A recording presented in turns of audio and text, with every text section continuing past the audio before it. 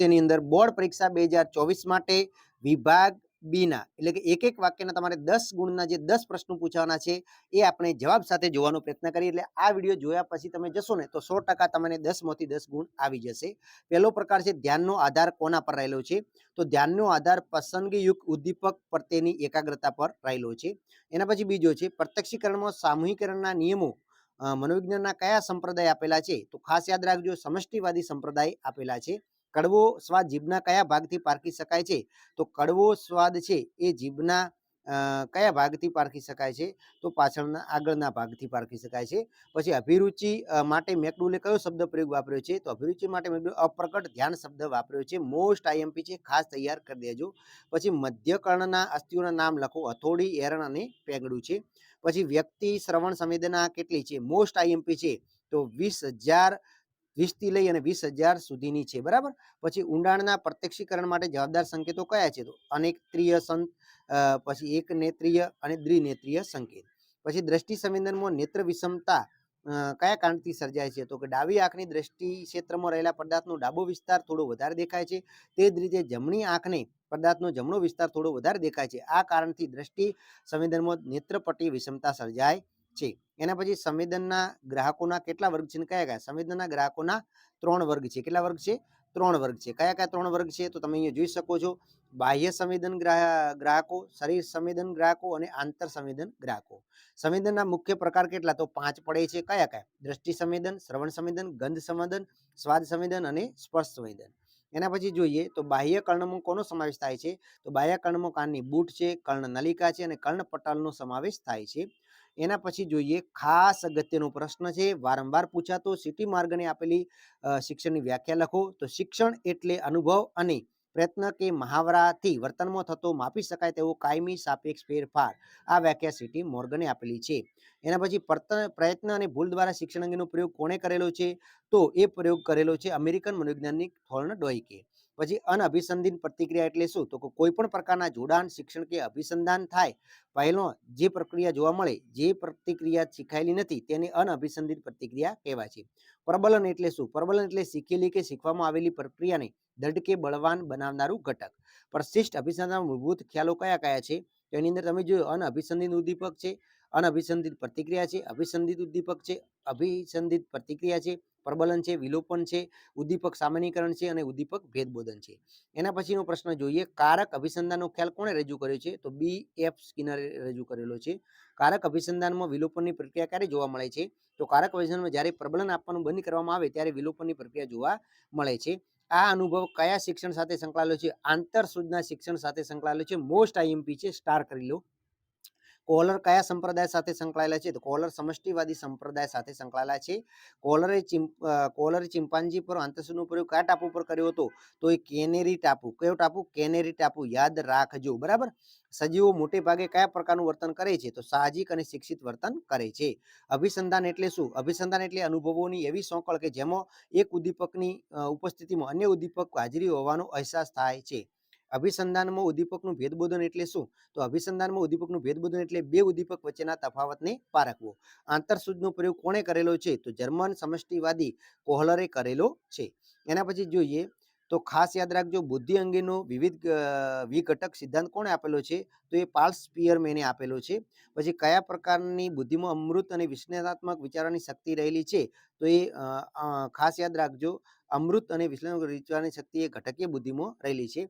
પછી ગિલફર્ડે દર્શાવેલ સિદ્ધાંતને કયા સિદ્ધાંત તરીકે ઓળખવામાં આવે છે? ત્રિપરિમાણાત્મક સિદ્ધાંત તરીકે ઓળખવામાં આવે છે. બુદ્ધિ આંક બીજા કયા નામથી ઓળખાય છે? તો બુદ્ધિ લબ્ધિ તરીકે ઓળખાય છે.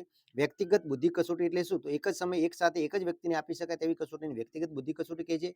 શાબ્દિક બુદ્ધિ કસોટી ખાસ હાઇલાઇટ કરી લેજો. તો જે કસોટીમાં માત્ર લેખિત પ્રશ્નો હોય અને તેના જવાબ માત્ર લેખિત સ્વરૂપે આપવાનો હોય તેને શાબ્દિક કસોટી કહે છે. રેમનું પૂરું નામ જણાવો. રેવન્સ પ્રોગ્રેસિવ મેટ્રિક્સ કહે છે.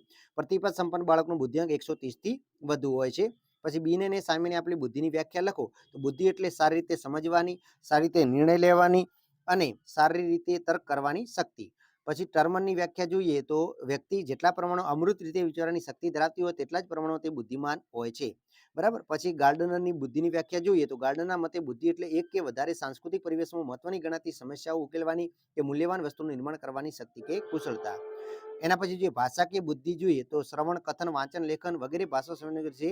પછી ભાષાકીય બુદ્ધિ કઈ વ્યક્તિઓ કાર્યમાં જોવા મળે છે તો ભાષાકીય બુદ્ધિ વ્યક્તિ સાહિત્યમાં, વર્તમાનપત્રો, સામયિકોમાં, તંત્રમાં, વેચાણ કરતા વધુમાં જોવા મળે છે. પછી તાર્કિક બુદ્ધિ કસોટી આવી ગયું. પછી માનસિક વય એટલે શું તો માનસિક એટલે વ્યક્તિ જે પરિણામ રહે છે તેના સંબંધમાં તેના માનસિક વિકાસની કક્ષા. પછી ખાસ યાદ રાખજો બુદ્ધિઆંકનું સૂત્ર છે તો બુદ્ધિઆંક બરાબર માનસિક વય ભાગ્યા શારીરિક વય ગુણ્યા 100 આવે છે. શારીરિક વય એટલે શું જન્મ તારીખ પ્રમાણે ગણતો થતી બાળકની વયને શારીરિક વય કહે છે. વ્યક્તિગત કસોટી કોને કહેવાય એ આગળ આપણે જોઈ ગયા છીએ. સમૂહ કસોટી જોઈ ગયા છે, શાબ્દિક કસોટી જોઈ ગયા છે, બરાબર. એના પછી જોઈએ પહેલી વ્યક્તિગત બુદ્ધિ કસોટી કોને રચી અને ક્યારે રચી હતી તો બિને અને સાયમને 1905માં રચી હતી. સ્ટનબર્ગ બિને કસોટીની રચના કોણે કરી છે તો પ્રોફેસર ટર્મને સ્ટનબર્ગ બિને કસોટીની રચના કરી છે. એના પછીનો પ્રશ્ન જોઈએ તો ખાસ યાદ રાખજો વિદ્યાર્થી મિત્રો કે કઈ વ્યક્તિને સંપન્ન કહેવામાં આવે છે તો અનુવંશથી જ ઉચ્ચ બુદ્ધિ અપવાદરૂપ માનસિક વ્યક્તિ ધરાવનાર વ્યક્તિને સંપન્ન કહેવામાં આવે છે. પ્રતિભા સંપન્ન 3 ઘટકોની આંતરક્રિયા ઉચ્ચ બુદ્ધિ, ઉચ્ચ સર્જકતા અને ઉચ્ચ પ્રેરણા જોવા મળે છે. એના પછીનો શબ્દ છે કે ખાસ તમારે જણાવવાનું છે કે રિચાર્ડે લેઝરસે કયા સ્થાનો પોતાનો વિચાર રજૂ કરેલો છે તો એ વિચાર લાગણીના સંદર્ભે કરેલો છે. મનોભારક કોને કહેવાય છે તો મનોભારને ઉત્પન્ન કરનાર વૈવિધ્યપૂર્ણ બાહ્ય ઉદ્દીપકના સમૂહને મનોભાર કહેવાય છે. પછી સામાજિક સંસાધનો એટલે શું તો સામાજિક સંસાધન એટલે સામાજિક આધાર, કુટુંબ, સ્વજનો, જ્ઞાતિમંડળ વગેરે તરફથી મળતી સહાય કે વ્યવસાયિક સહાય. એના પછી લોઝારસે મૂલ્યાંકનના કયા બે તબક્કા છે પ્રાથમિક મૂલ્યાંકન અને દ્વિતીય મૂલ્યાંકન એવા બે ભાગ પાડ્યા છે. પછી મનોશારીરિક રોગ એટલે શું એકદમ ઈઝી આવડી જશે.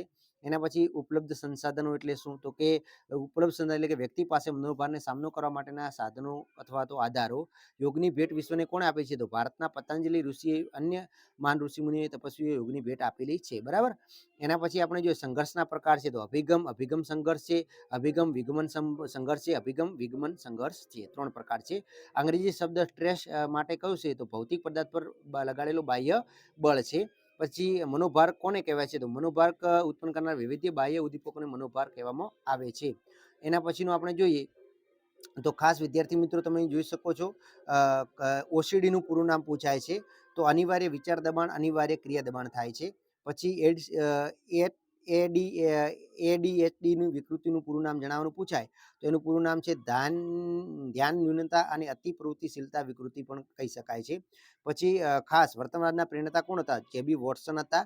એના પછી જોઈએ તો અગત્યના પ્રશ્નો જોઈએ ઓટિઝમને નૈદાનિક પરિભાષામાં શું કહેવાય છે તો ઓટિઝમને નૈદાનિક પરિભાષામાં એએસડી કહેવાય છે, બરાબર. ખાસ યાદ રાખજો ઓટિઝમ સ્પેક્ટ્રમ ડિસઓર્ડર કહેવાય છે.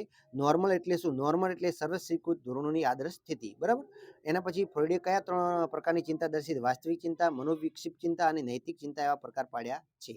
એના પછી જોઈએ ડીએસએમ વીની વિકૃત ભય સાથે કઈ 3 વિકૃતિઓનો સમાવેશ થાય છે તો વિશિષ્ટ ભય, સામાજિક ભય અથવા સામાજિક ચિંતાની વિકૃતિ અને ખુલ્લી જગ્યાનો ભય. એના પછી આપણે જોઈએ અસાધારણ વર્તન જન્મના જવાબદાર કારણો કયા કયા છે જૈવિક, મનોવૈજ્ઞાનિક ઘટકો અને સામાજિક સાંસ્કૃતિક ઘટકો આવે છે, બરાબર. એના પછી જોઈએ ચિંતાની વિકૃતિમાં કઈ વિકૃતિનો સમાવેશ થાય છે ચિંતાની વિકૃતિમાં ખાસ કઈ વિકૃતિનો સમાવેશ થાય છે તો જોઈએ તો કે સામાન્યકૃત વિકૃત ચિંતા, વિકૃત ભય, અનિવાર્ય વિચાર દબાણ અને ક્રિયા દબાણ થાય છે. વિકૃત ભય કોને કહેવાય છે તો વિકૃત ભયમાં વ્યક્તિ અબૌદ્ધિક રીતે કોઈ પણ જાતના કારણ વગર કોઈ ચોક્કસ વસ્તુ, પરિસ્થિતિ, જીવજંતુ કે પ્રાણીથી સતત ભય પામતી હોય આવા ભય પ્રમાણ વિનાનો જેનું કારણ સમજાય નહીં તેવો ભય અને વ્યક્તિના અંકુશ બહારનો હોય છે, બરાબર. એના પછી ખુલ્લી જગ્યાનો ભય વ્યક્તિના જીવનમાં કેવી અસર પહોંચાડે છે તો શારીરિક, માનસિક, આર્થિક, સામાજિક અને આંતરવૈયક્તિક ક્ષેત્રમાં અસર પહોંચાડે છે. અનિવાર્ય વિચાર દબાણ કોને કહેવાય છે તો વ્યક્તિની અનિચ્છા અને પ્રતિકાર સતત અયોગ્ય અને અનિચ્છનીય વિચારો સતત તેના મનમાં આવતા રહે તેને અનિવાર્ય વિચાર દબાણ કહેવાય છે. અનિવાર્ય વિચાર દબાણ કઈ બાબતો અંગેનું હોય છે તો એ આક્રમકતા, જાતીયતા, ધાર્મિક બાબતો અને શંકા કુશંકા અંગેનું જોવા મળે છે. પછી સલાહમાં ઓછામાં ઓછા કેટલા માણસો તો કે 2 માણસોનો પ્રત્યક્ષ સંપર્ક હોય છે. પછી સલાહની વ્યાખ્યામાં કયા 3 સામાન્ય તત્વો જોવા મળે છે સલાહ, સલાહકાર અને પરસ્પરની આંતરક્રિયા. સલાહ પ્રક્રિયાનું પ્રથમ સોપાન કયું છે તો સલાહાર્થીના આવવાનો હેતુ જાણવો. એપીજીએનું પૂરું નામ શું છે American personal and guidance association છે. મનોપચારની પ્રક્રિયાના તબક્કાઓના નામ આપો તો આરંભનો તબક્કો, મધ્યમનો તબક્કો ને અંતિમનો તબક્કો. વાર્તનિક અભિગમનું વર્તનોપચાર નામ કોણે આપ્યું છે? તો એનું વર્તનોપચાર નામ આપ્યું છે મનોવૈજ્ઞાનિક લિન્ડસન અને સ્કિનરે આપ્યું છે. પ્રતીક વિનિમય પદ્ધતિમાં કેવા પ્રતીકો અપાય છે? તો પ્રતીક વિનિમયમાં કાર્ડ કે ચળકતી ધાતુ જેવા પ્રતીકો અપાય છે. બોધાત્મક ઉપચાર પદ્ધતિ કોણે આપેલી છે? તો આલ્બર્ટ એલિસ અને એરોન બેકે આપી છે. તાર્કિક ભાવાત્મક ઉપચાર પદ્ધતિ કોણે આપેલી છે? તાર્કિક ઉપચાર પદ્ધતિ આલ્બર્ટ એલિસે આપેલી છે. પછી રોજાર્સ અભિગમ કયા નામથી ઓળખાય છે? સલાહાર્થી કે અસીલ કેન્દ્રીય અભિગમથી ઓળખાય છે. એના પછી જોઈએ મનોપચારના મુખ્ય ધ્યેય છે, ઉપચારના તબક્કા છે, બરાબર. તો આ પ્રશ્નો પણ તમે આપણી ટેલિગ્રામ ચેનલ જે છે તે જોઈન કરી નાખો, ત્યાં આગળ તમને સમગ્ર પીડીએફ ફાઇલ મળી જશે અને તે તમે વાંચીને તૈયાર કરે. શ્રીમદ ભગવદ્ગીતામાં યોગની વ્યાખ્યા કઈ આપી છે? તો ક્ષમતાયુક્ત અભિગમ એટલે યોગ. આ વ્યાખ્યા યાદ રાખજો. પછી યમમાં કઈ બાબતોનો સમાવેશ થાય છે? તો એમાં અહિંસા, સત્ય, અસત્ય, બ્રહ્મચર્ય, અપરગ્રહનો સમાવેશ થાય છે. નિયમમાં કઈ બાબત આવે? તો નિયમમાં શૌચ, સંતોષ, તપ, સ્વાધ્યાય અને ઈશ્વર પ્રાણી દાનનો સમાવેશ થાય છે. પ્રત્યાર એટલે શું? પ્રત્યાર એટલે બાહ્ય અને આંતરિક ઉદ્દીપક પરથી ધ્યાનને પાછું ખેંચવું, તે જતું અટકાવવું, એને પ્રત્યાર કહેવાય છે. સમાધિ એટલે શું? ધ્યાન કરનાર, ધ્યાનના ઉદ્દીપક બંનેનું એકીકરણ, જ્યાં કશું જુદાપણું નથી રહેતું તેવી અવસ્થાને સમાધિ કહે છે. એના પછી જોઈએ તો ઘોઘાટની પરિસ્થિતિમાં વ્યક્તિનું વર્તન કેવું હોય છે? બરાબર. ઘોઘાટ એટલે શું? બિનજરૂરી અણગમતા કે વ્યક્તિ નિષેધક અસર કરતા હોવાને ઘોઘાટ કહેવાય છે.